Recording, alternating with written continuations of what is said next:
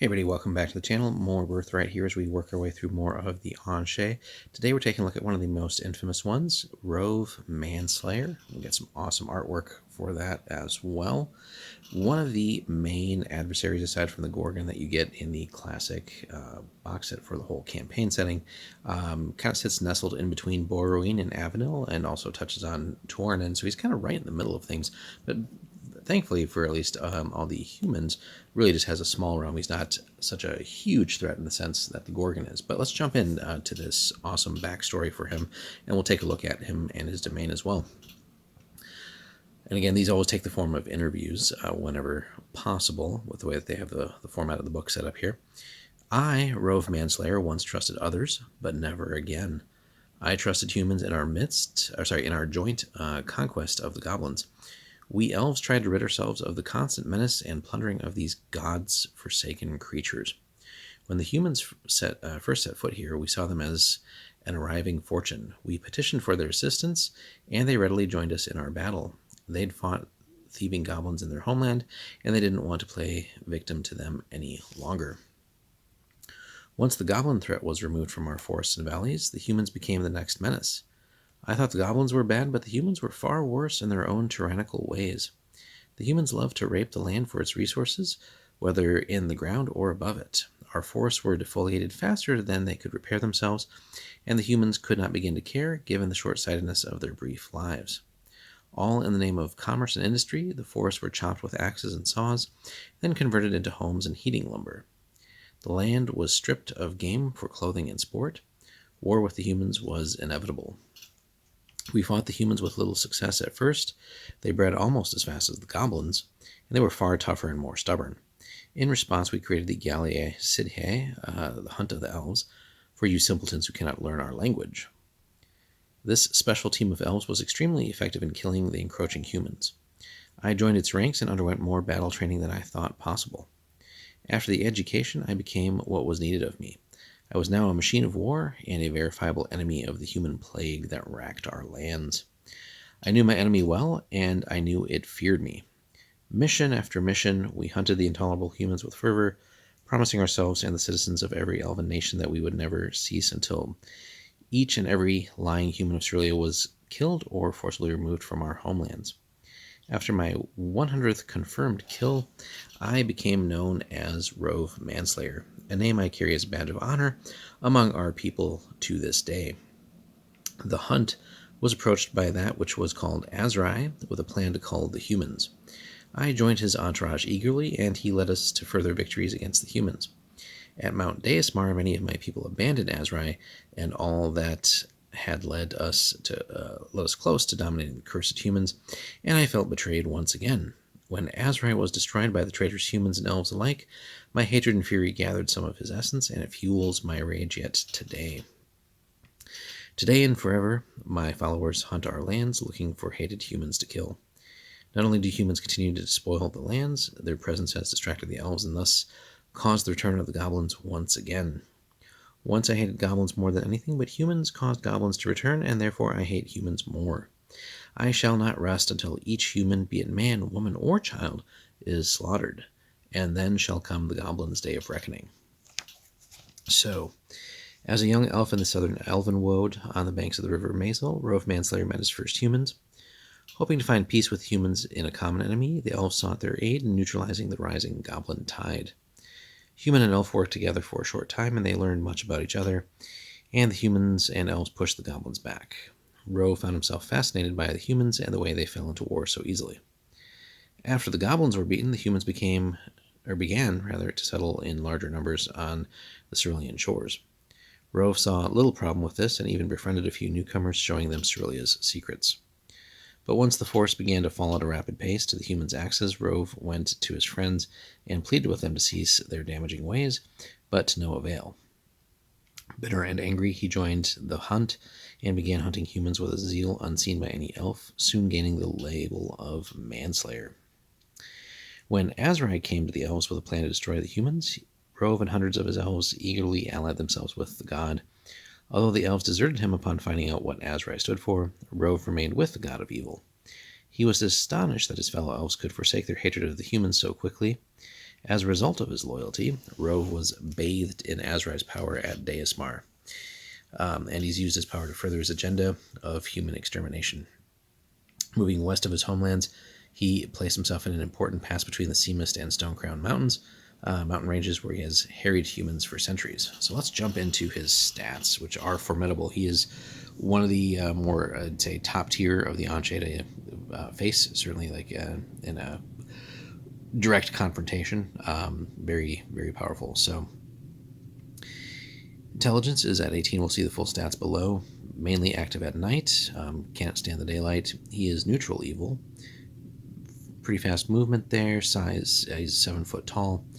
And again, older armor class system, so really he'd be like a 14 without armor, and then basically like 28 with his armor on. 88 hit points does seem a little bit low, but again, using the older hit point system and everything, might want to bump that up a little bit, but he doesn't necessarily need that much more help. But does seem a little bit low considering his levels. He is level 16 fighter / level 15 wizard, so from that perspective, again, hit points probably should be a little bit higher. Thaco doesn't exist anymore, but basically at least 2 attacks per round. The sword is bonkers, 2d4 plus 7, or d8 plus 3 with his bow.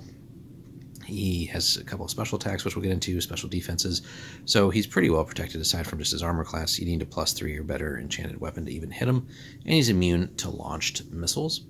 Has a built-in 25% resistance to magic now, absolutely fearless, and about as close to a full bloodline, really, as you could have. 95 Azrai bloodline, and has all these other abilities here. He's got awareness as minor, blood form as major, enhanced senses as major, fear major, regen minor, worth 21,000 XP.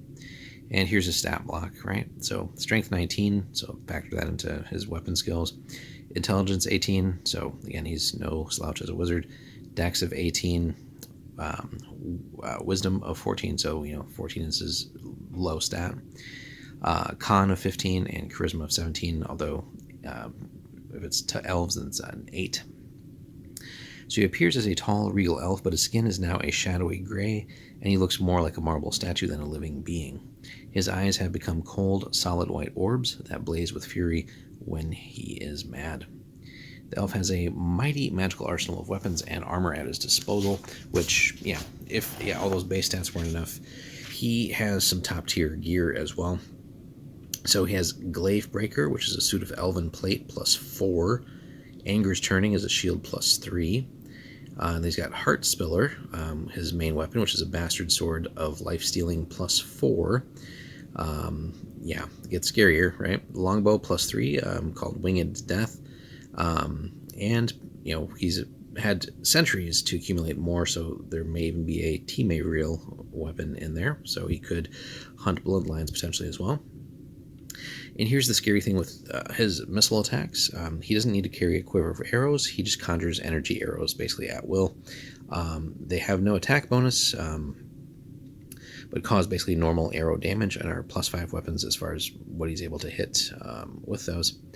And then when they hit, the arrows cause an additional d6 points of damage unless the target saves versus spell. So you have all that from the previous page, but another d6 on those. And the blood of Azrai has altered his skin, darkening and toughening it, so he can no longer be hurt by arrows other than bow-launched missiles. Sorry, be hurt by arrows and other bow-launched missiles, so just nothing, period. Though daggers, thrown stones, and axes still affect him, arrows and crossbow bolts just bounce off harmlessly, so he's just utterly immune to that, right? Then, basically nothing invisible escapes his eyes.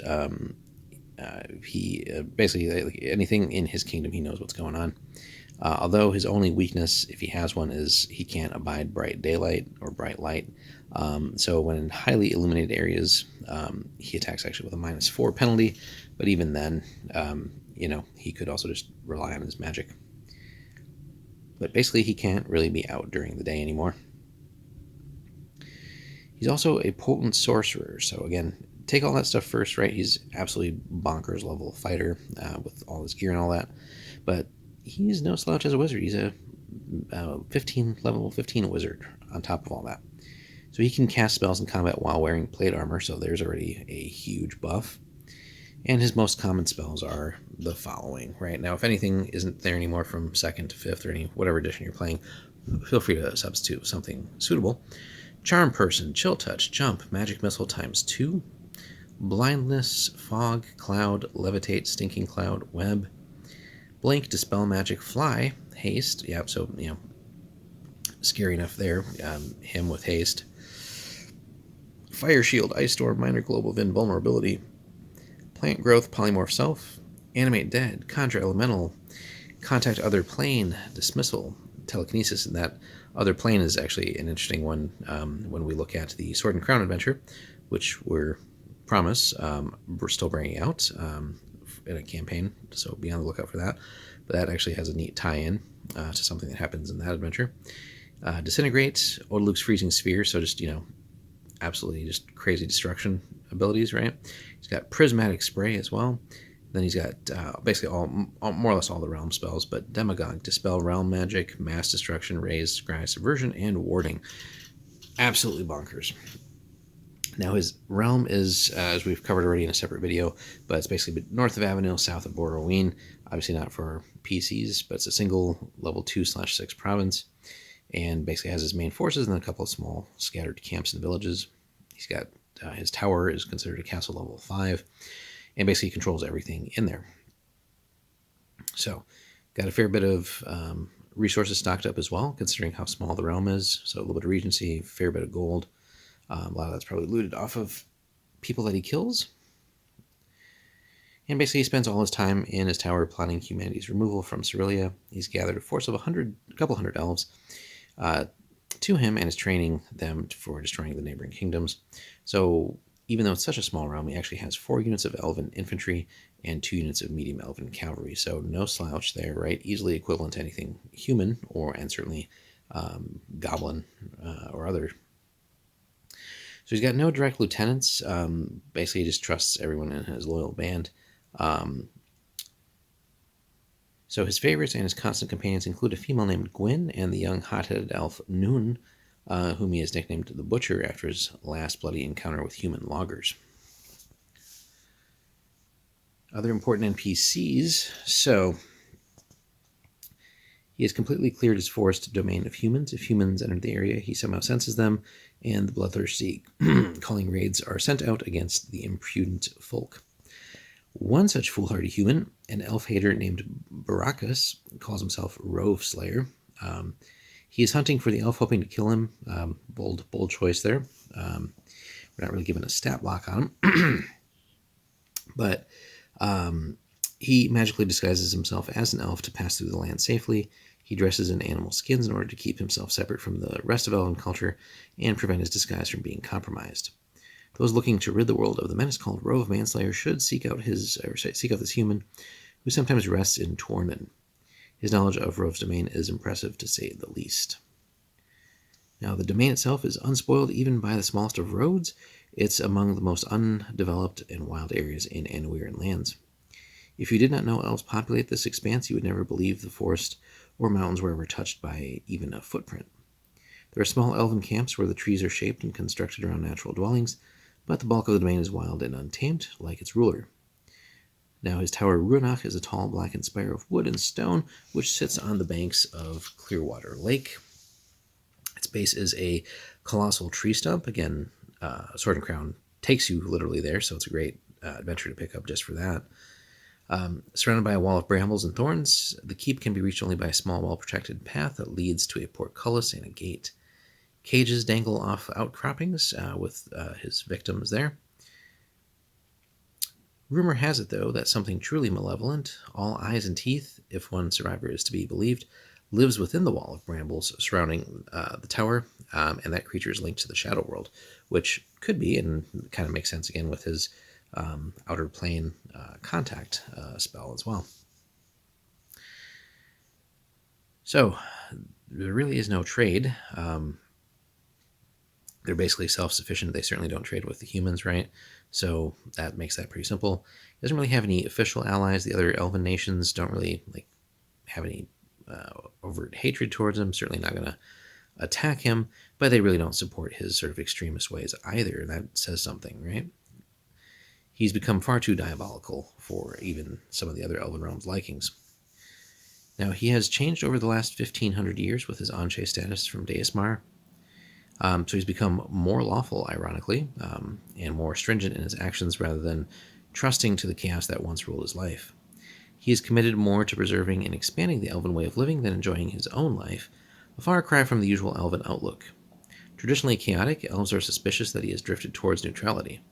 Thus, some would say he is unfit for the wild hunt and fighting for the Elven way of life, though he still believes in driving humans out of Cerelia. So just an interesting little tidbit there. As he grows older and more bitter, he's actually becoming more lawful, as opposed to truly like a chaotic evil creature. So just a fun little fact there that maybe doesn't help him gain further allies from other Elven nations so much. But yeah, one of the top tier adversaries, a fun and formidable challenge again. Really, again, going back to Sword and Crown, super good adventure there, worth picking up. That literally helps you go into his realm at some point and confront him partially at the end too. But really could build into a longer campaign and something that, based on the outcome of that adventure, that you could look into some sort of dedicated adventure and or campaign to rid the world of him. Very challenging for something like that to happen. Obviously, you got the other political considerations there between, again, Borroween and Avenel. Certainly, they would both like to see him gone, especially Borroween. But getting that to actually happen, and ideally with some of their support, would be very challenging. So certainly they're unlikely to want to work together. But then again, whoever gets to claim the bragging rights of sort of ridding the region of the elf would certainly have the upper hand there too. So all in all, pretty interesting. One of the more fun adversaries. Potentially someone that could be taken out. Gorgon would be incredibly difficult if that were to ever happen. Rhuobhe, certainly no slouch either, but a fun character. And again, we already get him in an actual adventure module that they released. So I'm sure over time, had the campaigns having gone longer, we would have gotten more and more, and maybe seen some more of these other Anshe in action. But this is a fun one. So definitely a great adversary. Let us know, guys, if you've incorporated fighting Rhuobhe or encountering him in your campaigns, how that's gone. Has anybody stood up to him? What kind of party did you have? And we'll go from there. Thanks so much for watching, and we'll see you in the next one.